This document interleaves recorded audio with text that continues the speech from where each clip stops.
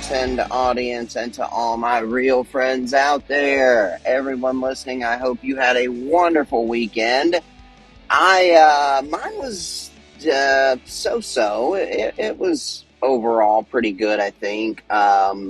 Obviously, we saw what the Titans did, and there's a silver lining, I think, that maybe we can look for with that. The Vols, look, there's a lot to talk about when it comes to Tennessee football today, and hey, that's what the show's all about. So we'll dive into all that for a minute. Overall, good weekend, I would say, though. I'm really, really tired today, like more so than usual. I know that's probably a pretty common Monday thing, but I'm not usually this tired on Monday. I don't think I slept very well last night, but anyway, and it felt like it was kind of that whole vibe throughout the building when I got into work this morning as well. Like, it felt like everybody was kind of just that dragon ass Monday feeling, like, ugh. But you know what? That's all right. It is beautiful outside. It is finally starting to feel and even just beginning to look a little bit like fall. So I'm happy about that. It is the middle of October now, so we've got just another couple more weeks until Halloween, and then the following week after that is my big trip, about which I am getting increasingly nervous for a variety of reasons. But yeah, I'm excited about that. So I got some stuff to look forward to. Um, and yeah, so we're going to talk about what the Vols did. We're going to talk about the other big games in college, probably briefly, and talk about all that happened in the NFL.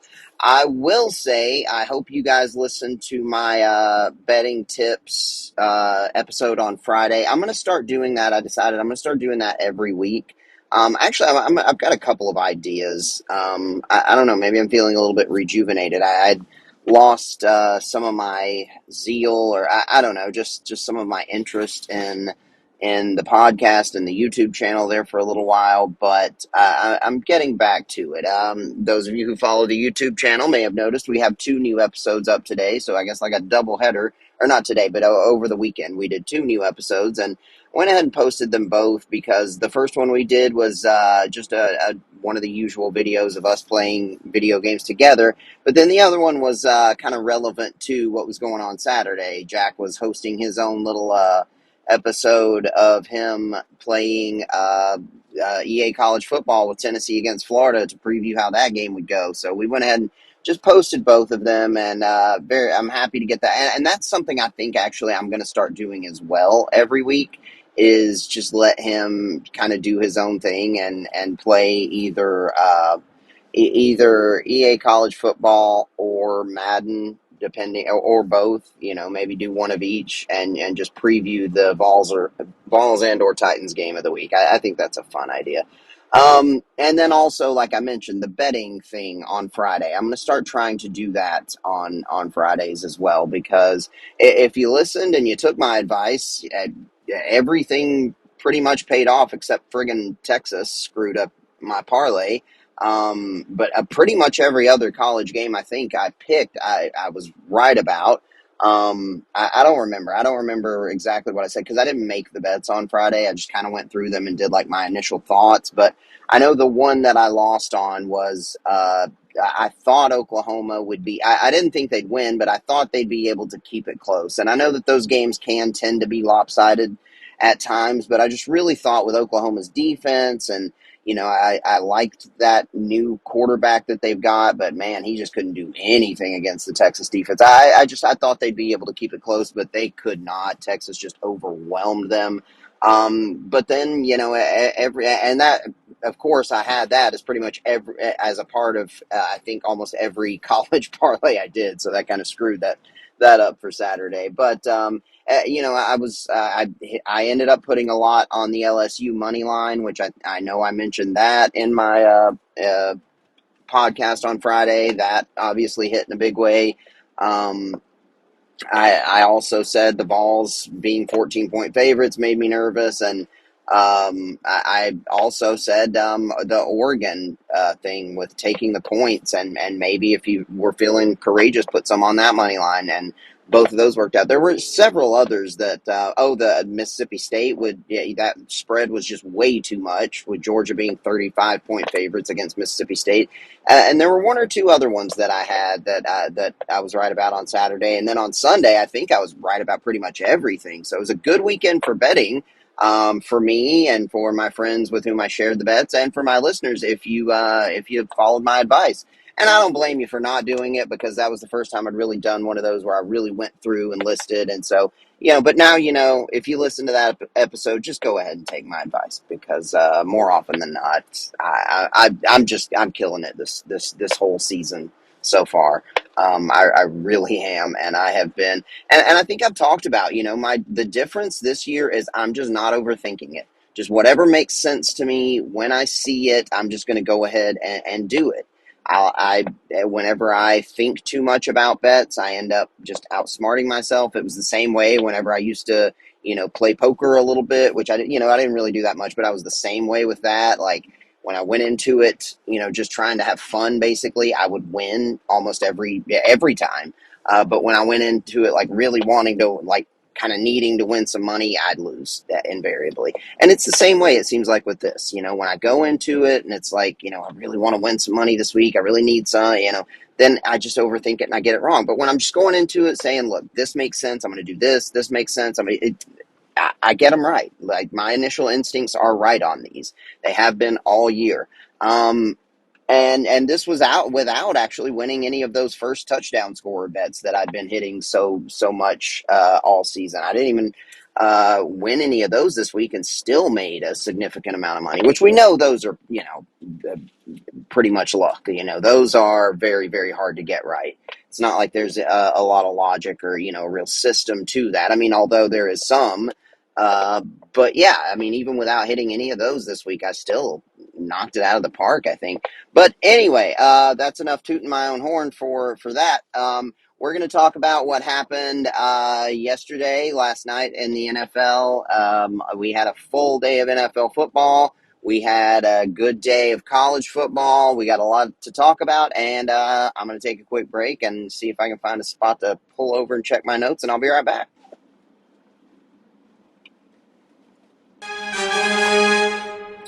Okie dokie. Welcome back, friends. So, excuse me.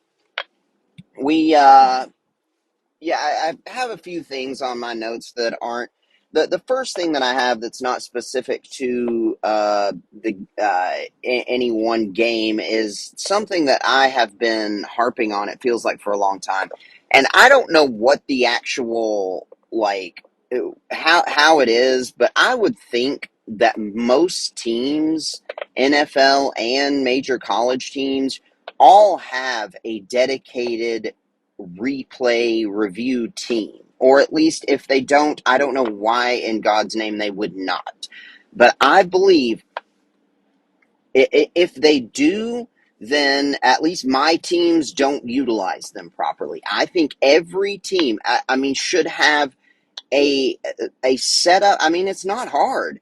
Just have guys set up in a room. You can have three guys with, I don't know what your access is to, like, you might not be able to have access to the same like, the cameras that the actual officials use, or you may not have all the broadcast angles, but you can at least have people looking at the broadcast and watching it. And I believe those people should be dedicated. That is their job on Saturday or Sunday, to just sit and watch the broadcast and any other any other cameras you have access to. And I think they should have the authority to push a button and immediately be connected to the head coach and tell him, challenge this. Now, I know that everybody has some version of that, but I don't think they either do it right or utilize it properly or trust them, or I don't think it's that complicated, though. You just have a staff of guys you trust that this is their job, to just watch the broadcast and any other cameras you have access to, and push a button, and they immediately can cut in and talk to the head coach. Because, first of all, going back to the Vols game, there was a very important third down early in that game where Nico Iamaleava stretched out, got the first down clearly, obviously, but they called him well short because they thought he stepped out of bounds. Well, you look at the replay, even on the broadcast. This is not us having access after the fact or anything, but just looking at it in real time on the broadcast and then looking at the immediate replay on the broadcast, you can see he got that first down clearly. And I don't know why we didn't challenge it, but it was, I think, in the second quarter. I can't remember. But it was an important third down where we were near midfield, I believe, and would have kept the drive going in a very close game.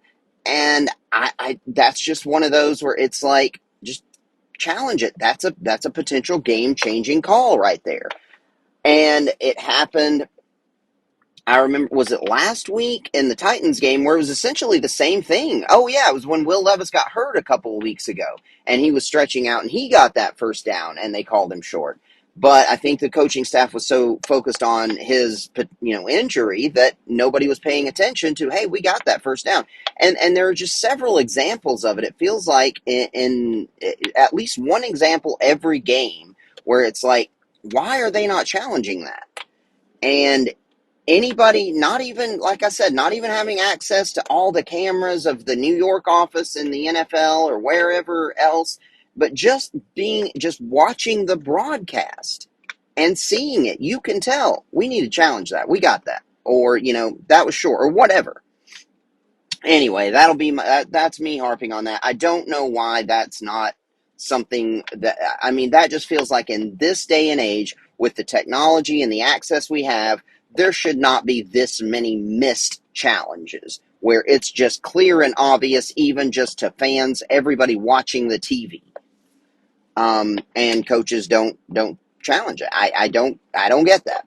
Anyway, speaking of the Vols, this is one where I've got a lot of thoughts on this. And I know that to most people, that was not a good win. That's a team that we are more talented than them. They are unranked. We're at home. Everybody thinks we should roll over them. The problem with it is it's Florida. And everybody has that team. I don't care how good you are. For Georgia, it's been Alabama for years. It doesn't matter. Everybody, NFL teams, college teams, everybody has that opponent that even the years when you are clearly better than them, they just give you hell. And that's Florida for us. It always has been, going back to the 90s. We should have won. I mean, Peyton Manning never beat Florida. Lost 3 years in a row. It's just always been, for whatever reason. And I was even at one point, when things were looking grim, and I was texting with my cousin, I was saying, I think if we put Jack's team in a Gators uniform and put them up against the Vols would lose. It just seems like there's just something about it being Florida. And last year, we were clearly better than them last year. Could not seem to do anything. And this year, it looked like it was just going to be the same thing again. But I have got to give our boys credit for sticking with it. The defense continued to save the day. They did allow a couple of not great plays, but you expect that, the defense can't be perfect. Namely, I think probably the biggest defensive mistake that jumps out was on that third and really long, which it was essentially the game was about to be over if we just make that stop there. And it's third and really long, and they're down there near or in the red zone. And we allow Lagway to throw that touchdown to that Dimke guy, which I don't know why, for the life of me, we weren't just doubling him the entire game. He was all they had on offense. But that guy was just unstoppable. And then on a third and really long, which is essentially the game here, late in the fourth quarter, that's the guy we let get open in the end zone. It was that was a mistake. But overall, the defense was outstanding. The front did what they were supposed to do. They especially the way they play is very aggressive. It's all about penetration. And so when you play that way, sometimes you can allow big plays, but they do a great job of that's why consistently every year we're in the at or near the top in the SEC in tackles for loss. Because it's all about getting back there. But sometimes that's risky. Sometimes lanes can open up. But we were doing a great job for the most part of bottling up the run game.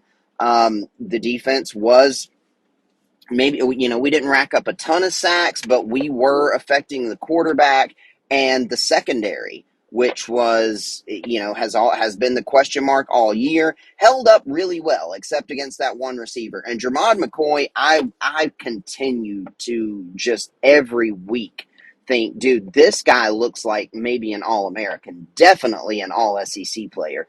Jermod McCoy is the real deal, man, and I love him. And he's the kind of guy, like he is already, it feels like, to that point where we can just put him on their best receiver and forget about it. Now, I'm sure he was covering Demke on some of those plays that he made, but he also was, made some incredible plays. Like he always, every game, seems to make a couple of plays where it's just like, man, he saved that one. What a play. And so the secondary held up very well. We had a big loss, which I don't know the status yet. I don't know how serious the injury was, but Keenan Peely, who was injured all of last year and who's really kind of our leader in the middle of that defense, went down, and that's going to be a big loss if he's going to miss significant time. But Arian Carter stepped up in a huge way, and he's another guy who just continues to look better and better and look like a future superstar. Made a big play on that interception and made some big tackles and really stepped up in a big way, especially after Peely went down. And yeah, I mean, but there were, for the most of that game, it will work your nerves if you're a Tennessee fan, and it's just way too familiar of a feeling against Florida. And then we're down 10-0. Our offense has been unable to do anything. And I really liked the call. I said this at the time. I really liked the call there. I believe it was in the second quarter where we went for it pretty deep in our own territory just because Josh Heupel, I think he knew we've got to do something to give our offense a spark. We can get this. We can beat them at the line of scrimmage. We've got a great offensive line. We've got a great running back. We can get a yard, and that can give us a spark. Now, ended up, I don't think anything came of it. That might have been the drive where Nico threw an interception.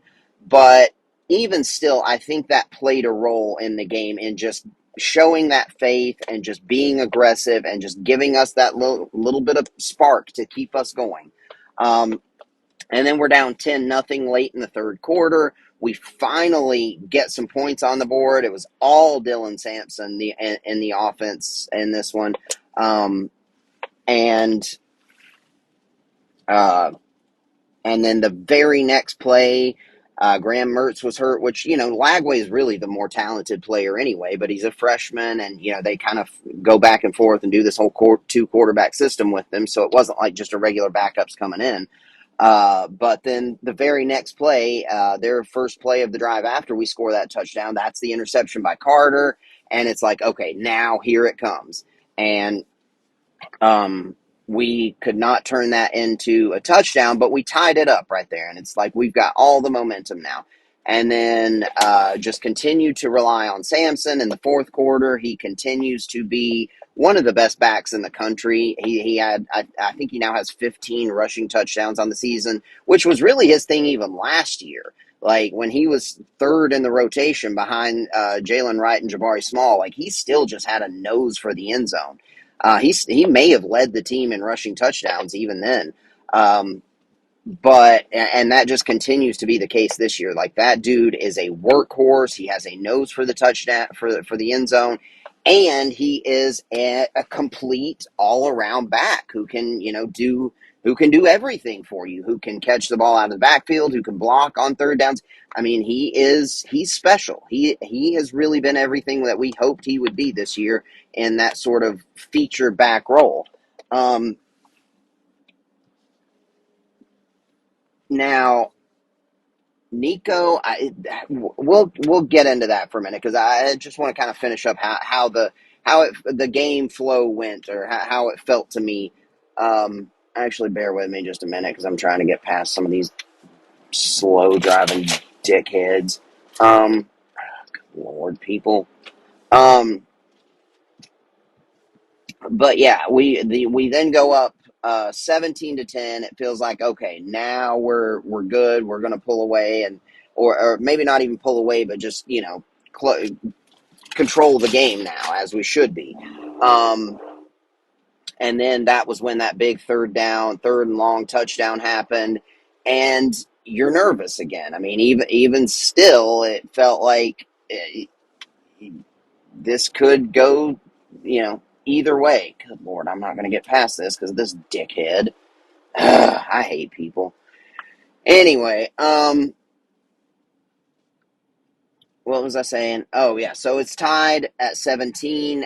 We've still got some time left, and any amount of time on the clock for a Josh Heupel offense. We should be able to move the ball and maybe get a field goal to win it. It didn't work out.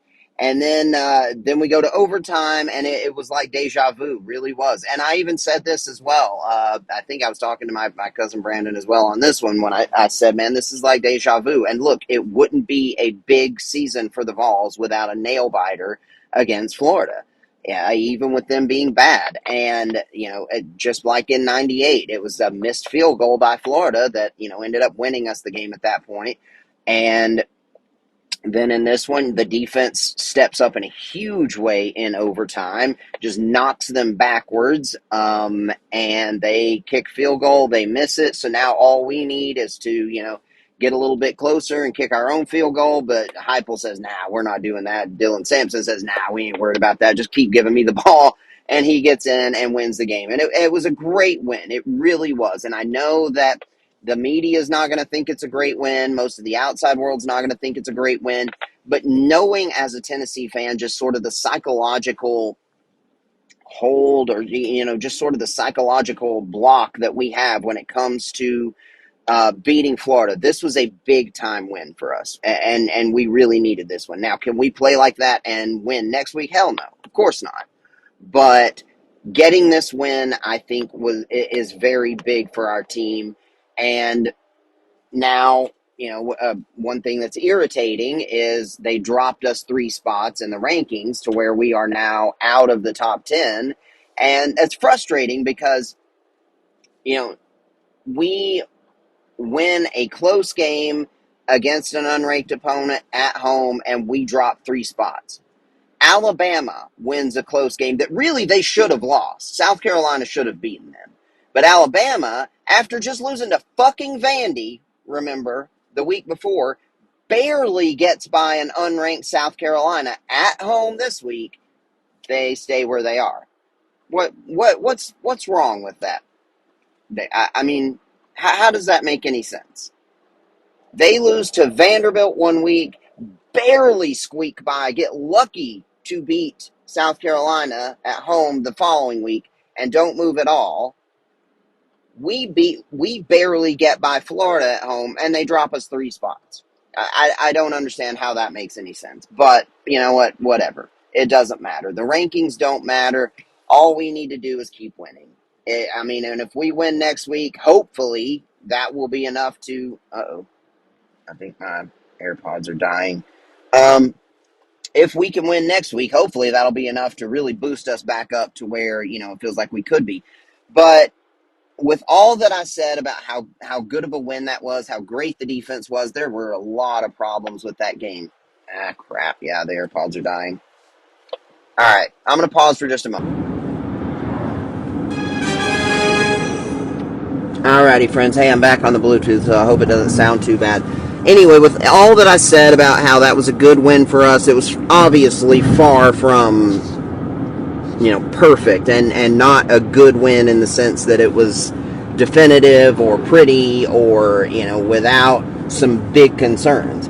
And really the biggest concern coming away from that game is a trend that continued from last week.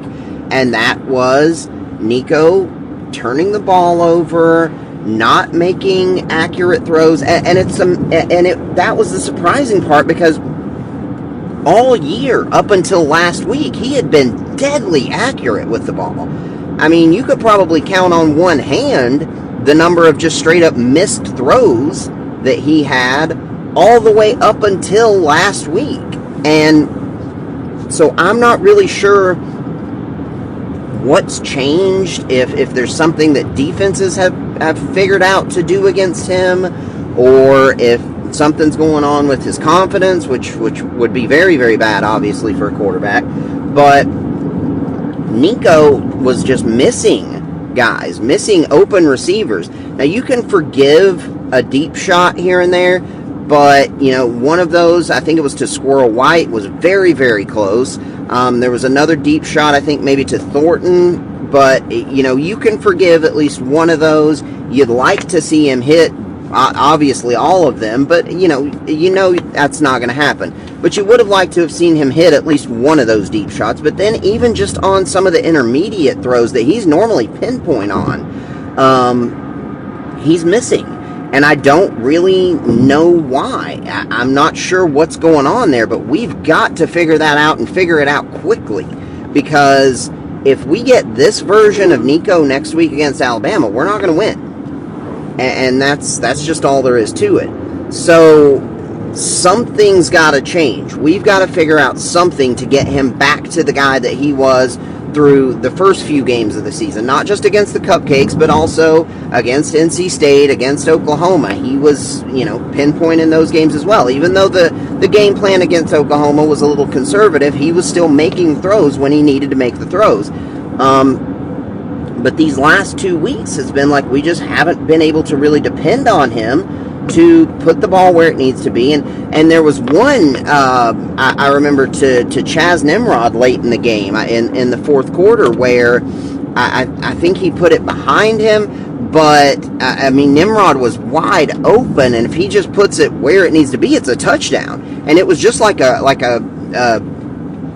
not a crossing route, but just like sort of a intermediate in route, and if he just puts it there, then I guess it was sort of deep crossers because the defense was going the other way.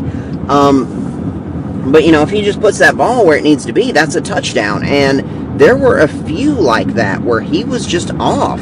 There was one, it was another one actually to Nimrod early in the game, which I couldn't figure out if it was his fault or the receiver's fault, but the ball was clearly not where Nimrod expected it to be, and this was one of those deep shots that, would have been a huge gain, maybe a touchdown, if he just puts the ball where it needs to be, but he and the receiver were not on the same page. And honestly, from what I saw, it looked like the receiver was probably the one who had the right thing in mind, even though he couldn't, probably most people are going to blame the receiver for not locating the ball. It looked like he was looking for the ball where it needed to be.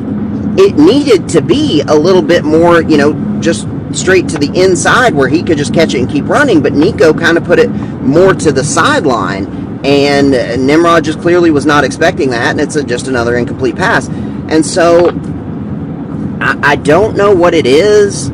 I don't know that it's a chemistry thing, because it seemed like they all had great chemistry between him and the receivers early in the season, and I don't think that just goes away, but it seems to be something with Nico himself when it comes to his ball placement, his accuracy. Something's not right. Hopefully we get that fixed. And look, I know that I'm a little bit nervous right now, but everything else, this is still a playoff caliber team, a team that's capable of competing for the SEC championship, a team that's capable of competing for the national championship. But right now, the problem is the quarterback just isn't right. And that's something that it felt like after the first few games of the season we didn't have to worry about. So I don't know. I don't know how a quarterback who plays a freshman who coming out of the gate for the first 5 games looks so amazing, and then just for the next 2 seems to have almost regressed, or just is not. It looks like a freshman quarterback. So I don't know.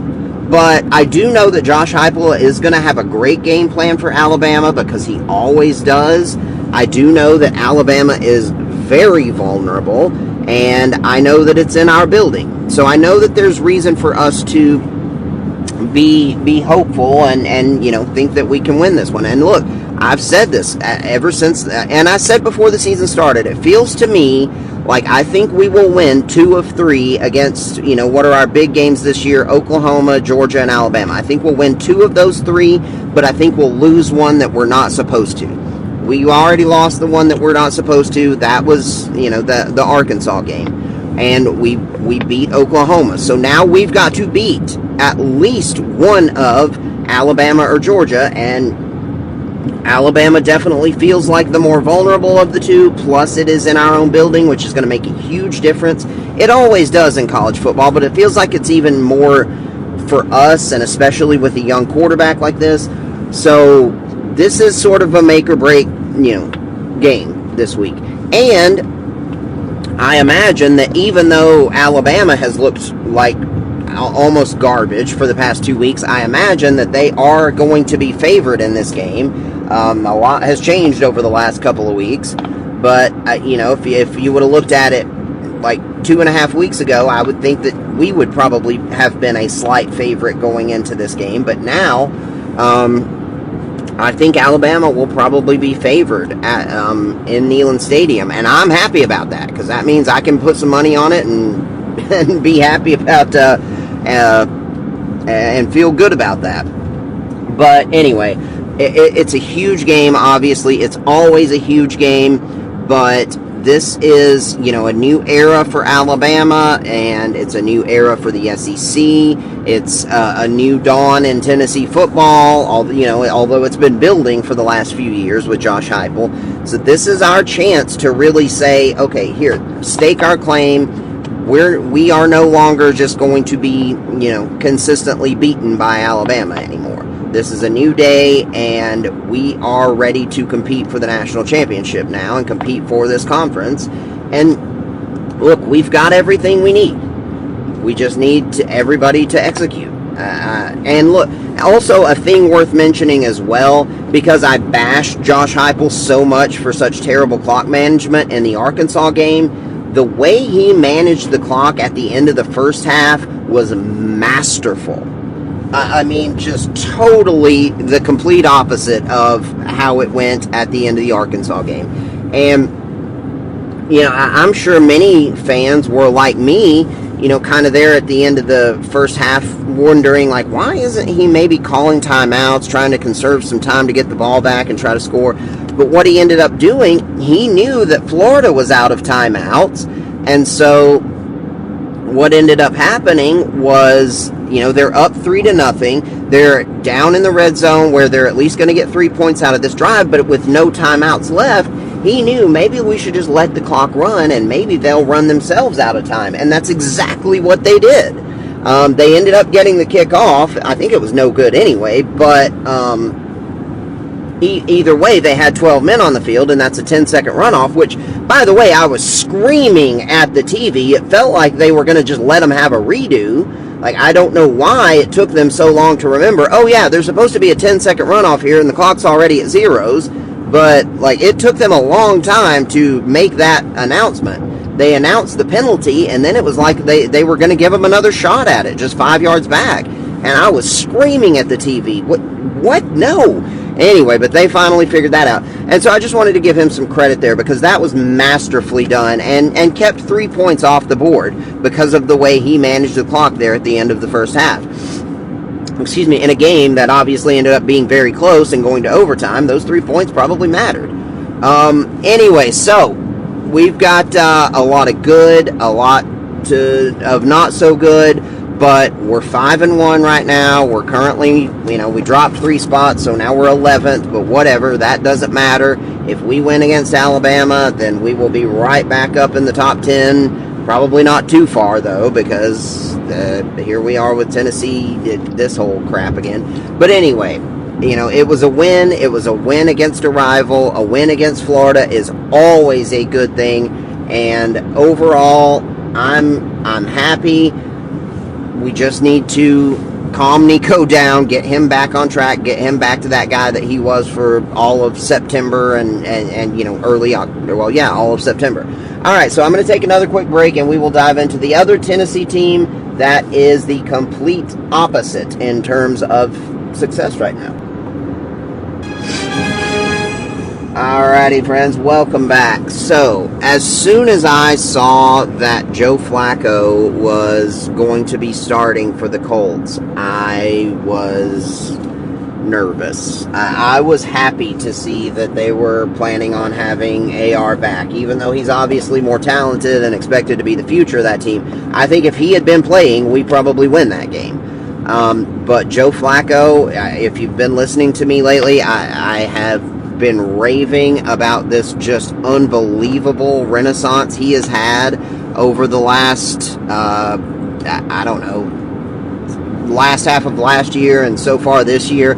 He has just been one of the best quarterbacks in all of football through that span. It's unbelievable. And he gave them the better chance to win that game, and I'm not saying he's the reason that they won, but he is definitely a reason that they won. Another reason that they won was 113 penalty yards. 11 penalties for 113 yards, I think is what it was. And this is before there may have been more after that. That was when I just, by that point, I'd stopped paying attention. There honestly may have been another one after that. I'm not sure. But I know that late in the fourth quarter, we had 113 penalty yards, 11 penalties, and many of them were in the secondary. They were defensive holding. They were huge pass interference calls that kept drives going, and the one side of the ball that we've been able to count on to not lose us the game and to keep us in games and to save the day so often is the side of the ball that was really just screwing things up last week or yesterday. It was unbelievable. And we ended up, I think, with about half as many penalty yards as we did total yards. So that's not to say that the offense was good in this one, because, my God, they were not. But that's just inexcusable. And that's the kind of thing that, look, would not have been the case under Mike Vrabel. And that's really where my mind went. And has a lot this year, because that's 2 weeks, at least 2 weeks in a row now, that we've just had way too many penalties, and undisciplined play have just killed us. And it feels like, to me, there are sort of two styles right now in the NFL, sort of two competing strategies for trying to win. And it's the Mike Vrabel, Mike Tomlin, Bill Belichick way that's, maybe sort of old school of play great defense, be great situationally, don't beat yourself, take what the defense gives you on offense, control the ball, control the pace, and that's still an effective style of winning. It's not the more popular style. It's not the more common style even anymore. But you see, the Steelers are 4-2 right now. Mike Vrabel will get another opportunity as a head coach, and he will be a good one when he gets another opportunity. Bill Belichick will be a head coach. Well, actually, I'm not as certain about that one. But that sort of style is still valid.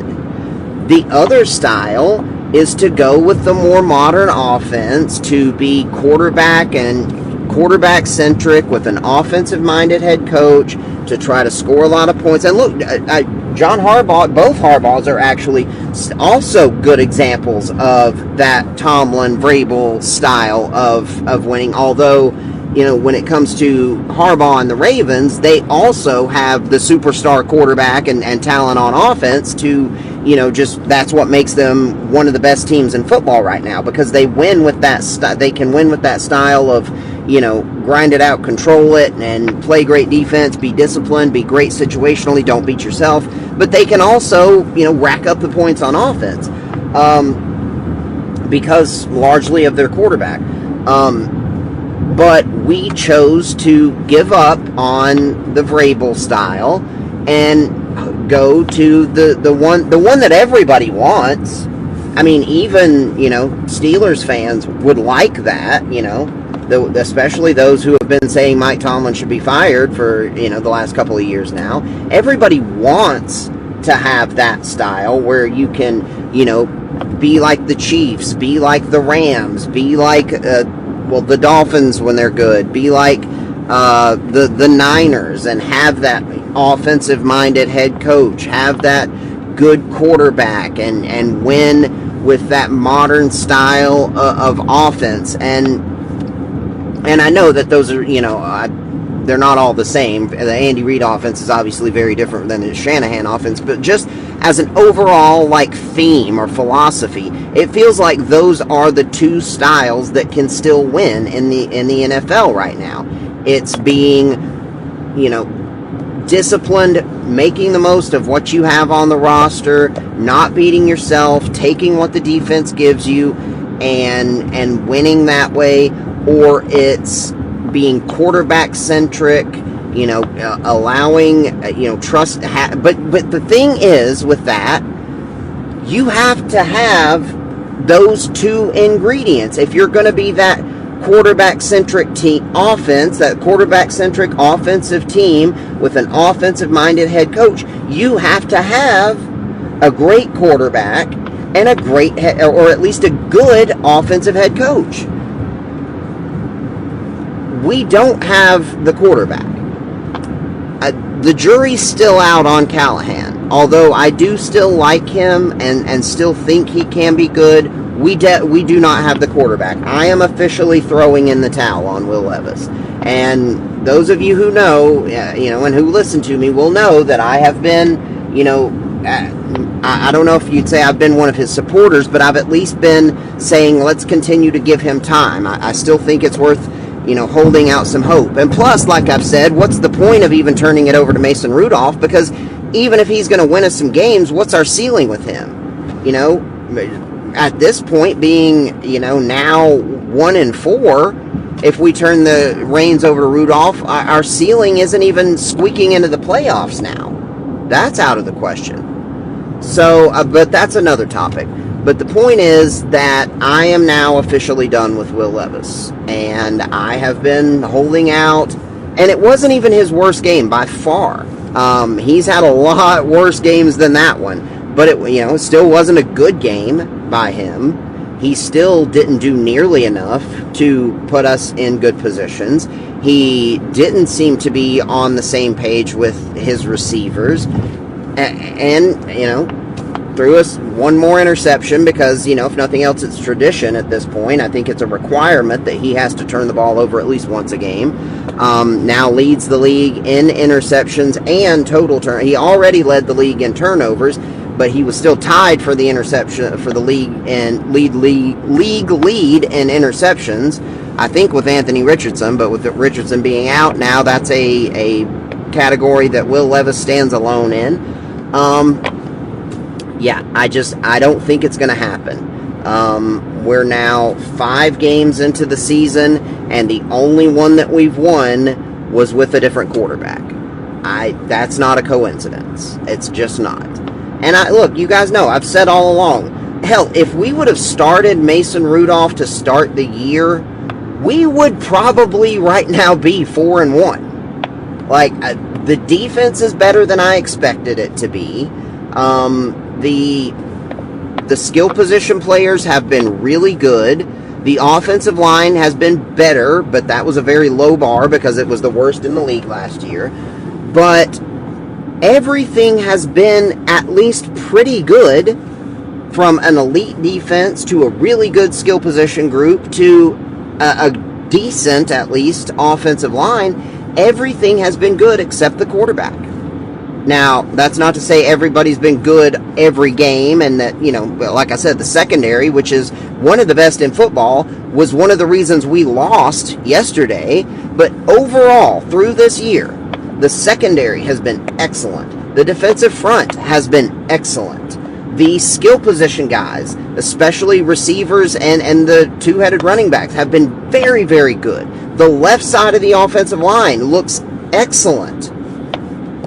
And the right side's been bad, but or at least the right tackle position. And I didn't even know who this guy was that we put in there. Until I saw his name, I'd never heard of this guy. Until I saw that, when they announced the starters in the game yesterday, I'd never even heard of that dude. But he maybe was better than NPF. I mean, I know he had, I think, 3 penalties, 1 holding and 2 false starts, I think. But anyway, I mean, the thing I said about Levis was, look, it's hard to judge him on last year because he had the worst offensive line in football and only 1 guy to throw the ball to. That is not the case this year. He's got a variety of weapons with Ridley, with Hopkins, with Boyd, with Pollard, with Spears, with Okonkwo. He's got a variety of weapons. He's got a much improved offensive line. Even though it's still not really good, it's much better. And now, through, 5 games, I think we've seen enough to know that he's just not going to be the guy. So, now here we are in this position where I guess the only silver lining is right now we are in a good spot to get a top 2 or 3 pick. But what I'm afraid is going to happen is that they will bench him. They will go to Mason Rudolph, and we'll end up winning 5 or 6, 7 games and not have a shot at one of the top quarterbacks. The other problem is that I'm really not crazy about the top quarterbacks in this draft. But then again, you never know. You really don't. I've said I'm not a huge Shedeur Sanders fan, but I am starting to become a little bit more of one, and I'll give you the reason for that actually in a few minutes, and it's not actually even him, but I've thought Quinn Ewers would be a good NFL quarterback, but it seems like he's not being really talked about as one of those top guys. I do still like Carson Beck, so none of them are.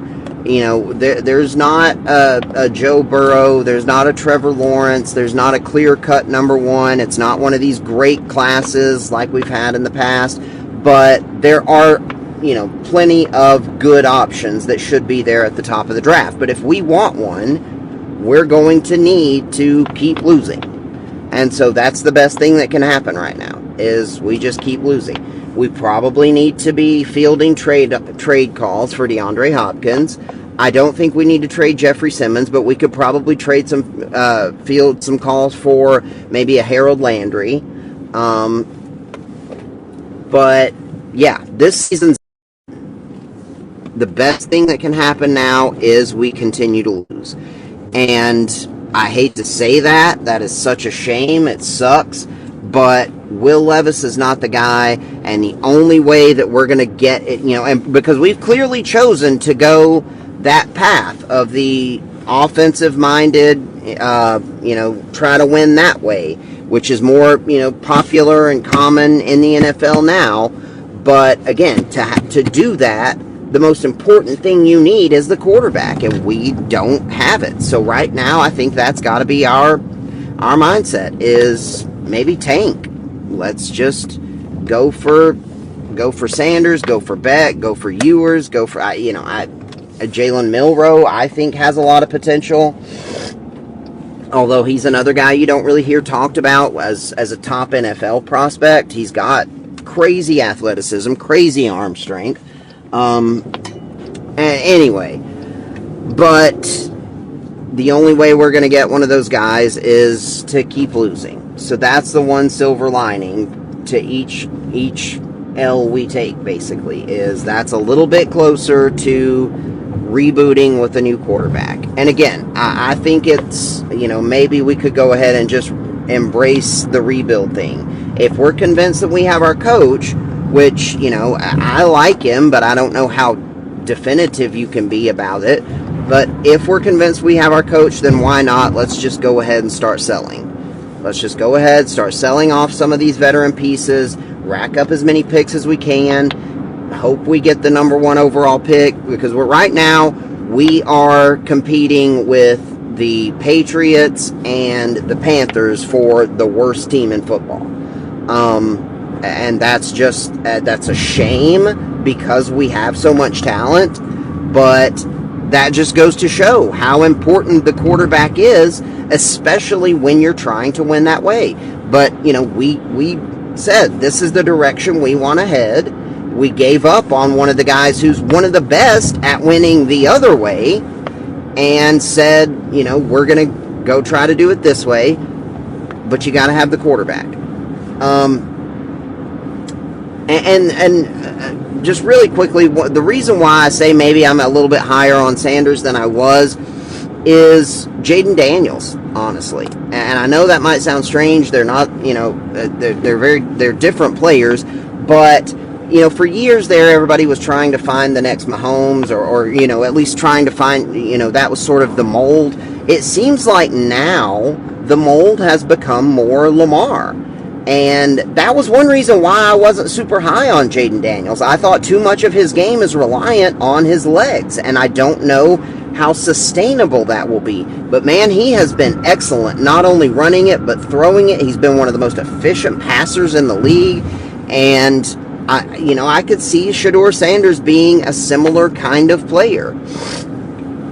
And so, look, we know, and that's also another example of something I wanted to talk about, which is, the turnaround that can happen when you find that guy. Last year it was Houston.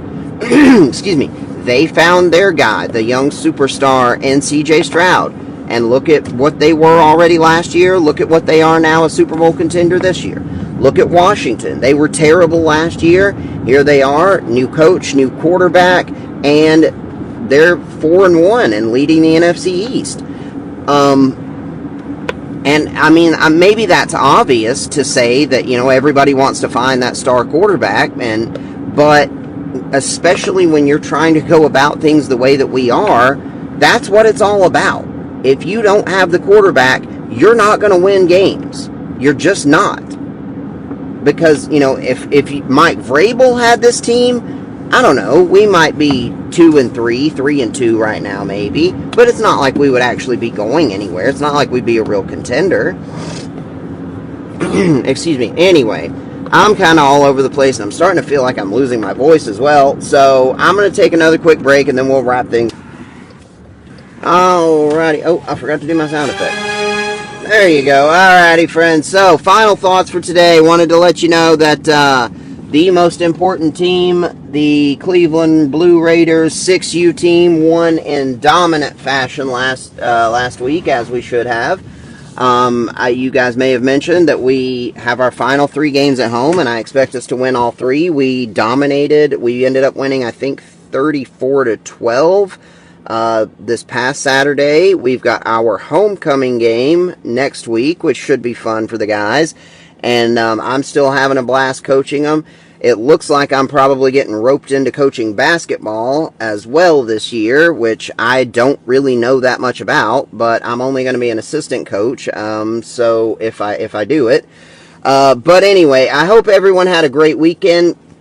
Check out the YouTube channel. We've got more fun stuff on there. I'm going to continue to try to get it going some more again. Also, keep an eye out for HDW Pursley Stories podcast. I haven't gotten it yet, but I promise you it will be coming soon. I'm really, really overwhelmed right now, especially with this friggin' class that I'm in with a teacher that is a terrible, terrible person and grades things unlike any teacher I have ever had in my life. And so that's been a huge point of stress. I don't have any days off like I am supposed to on this schedule, and got a lot going on. But anyway, check out the YouTube channel. Keep your eyes peeled for the new podcast. Keep listening. Tell your friends about this. Hope everybody has a great week. I'll talk to you again soon, and I love you. Bye.